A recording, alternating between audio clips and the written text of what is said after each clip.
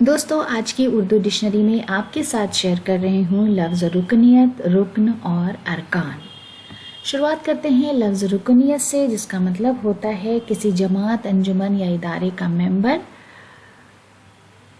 رکن کا اسم ہے یہ۔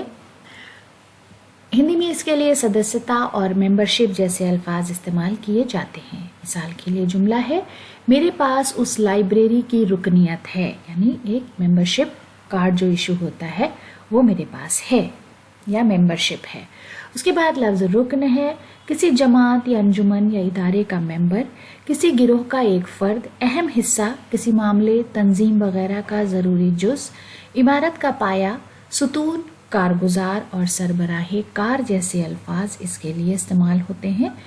ہندی میں استمبھ، سدسیہ، کاریہ اور آوشک بھاگ، ممبر، پلر، پراپ اور انوبل جیسے الفاظ انگلش میں ہم اس کے لیے استعمال کرتے ہیں۔ مثال کے لیے جملہ ہے، معاشرے کے رکن کی حیثیت سے ہمارے کچھ فرائض بھی ہیں، یعنی جس سماج میں ہم رہتے ہیں اس کے سدسیہ ہونے کے ناطے ہمارے کچھ فرائض بھی ہیں، کچھ کرتویہ بھی ہیں۔ سید تمجید حیدر تمجید کا شعر ہے، توقف بھی سفر کا رکن ہے، اب یہ بھی سمجھائیں، کہاں ہم نے کہا تم سے کہ بس چلتے رہو صاحب۔ اس کے بعد لفظ ارکان۔ ارکان رکن کی جمع ہے، کسی جماعت کے ممبران، افراد، بڑے یا مستند لوگ، عمائدین اور اعیان۔ کھمبے، سدسیہ، لوگ، راجیہ کا پرمکھ ادھیکاری۔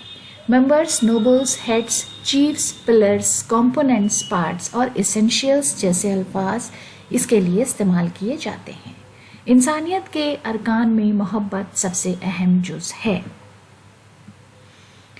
فیصل ندیم فیصل کا شعر ہے، 3 ارکان آدمیت کے، عاجزی، انکساری اور یقین۔